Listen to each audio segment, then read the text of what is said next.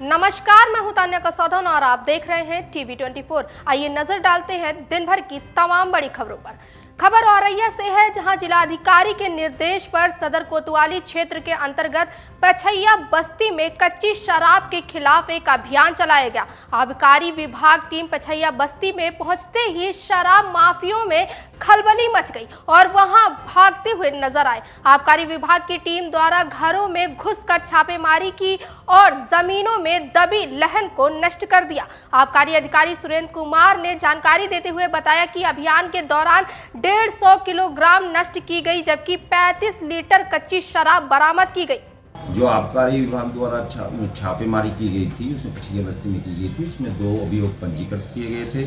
150 KG लहन नष्ट किया गया था और 35 लीटर कच्ची शराब बरामद की गई थी।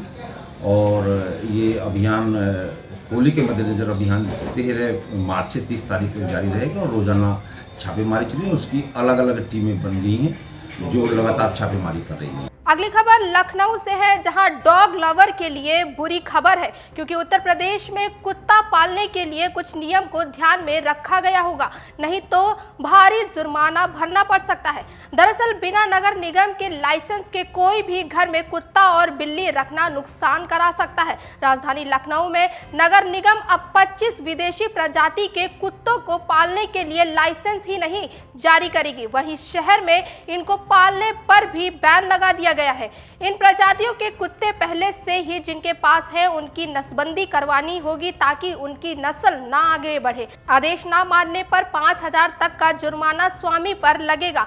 दरअसल देश भर में अलग अलग जगहों पर इन कुत्तों के घातक होने की खबर और काटने के सामने आने के बाद केंद्र सरकार की ओर से इन कुत्तों पर रोक लगाए जाने का आदेश जारी किया गया था। खबर औरैया से है, जहां 2024 को चुनाव को लेकर जुगल फूंक दिया गया है, जहां समाजवादी पार्टी एवं भारतीय जनता पार्टी एक दूसरे पर बराबर जुबानी हमला हो रहा है। जहां एक कन्नौज लोकसभा की बिधुना विधानसभा एक महत्वपूर्ण सीट मानी जाती है। बिधुना विधानसभा कन्नौज लोकसभा का समीकरण अपने आप पर निर्भर करती है, जिस पर समाजवादी पार्टी की विधायक रेखा वर्मा ने भारतीय जनता पार्टी पर जमकर निशाना साधा। उन्होंने बीजेपी पर तंज कसते हुए क्या कुछ कहा, आइए आपको बताते हैं।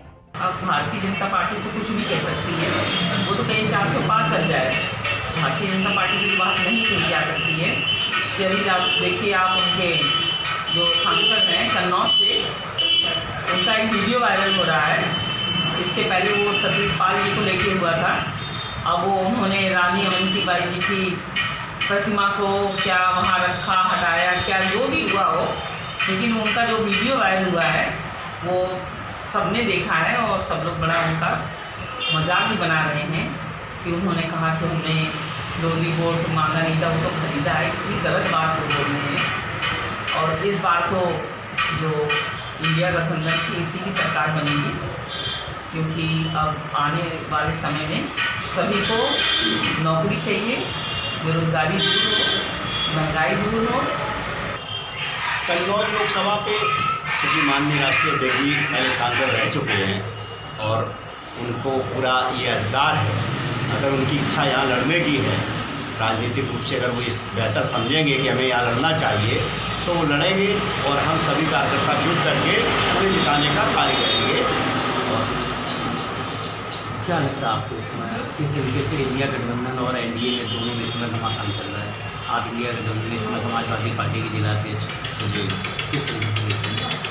तो चूँकि चुनाव है और 2024 की ये लड़ाई है, तो निश्चित रूप से घमासान होना तो स्वाभाविक है और होना भी चाहिए। जनता में भी उत्सुकता आनी चाहिए कि हमें किस दल को वोट देना है, और ये उत्सुकता और घमासान ये साफ दिखाई दे रहा है कि जब परिवर्तन की बयार बहती है तभी जनता में उत्सुकता पैदा होती है। तो इस बार ये दिख रहा है कि निश्चित रूप से जनता परिवर्तन की तरफ जा रही है, इस सरकार को हटाना चाहती है। अगली खबर बिहार से है, जहां लोकसभा चुनाव 2024 के तारीखों का ऐलान हो गया है। देश भर में 7 चरणों में चुनाव कराया जाएगा।